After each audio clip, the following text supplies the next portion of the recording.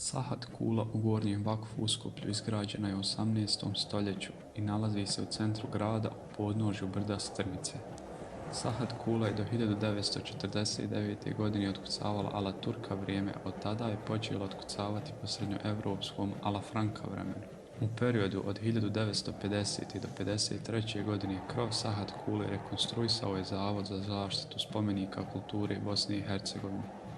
1978. godine izvršene su restauracioni radovi.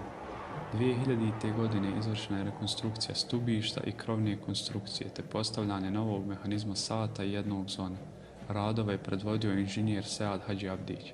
Ispitivanjem terena u oktobru 2008. godine pronađeno je da postoji opasnost od daljnje degradacije strukture objekta Sahat kule zbog efekta vremena, atmosfere i neadekvatnih radova. Pukotine su vidljive na fasadi.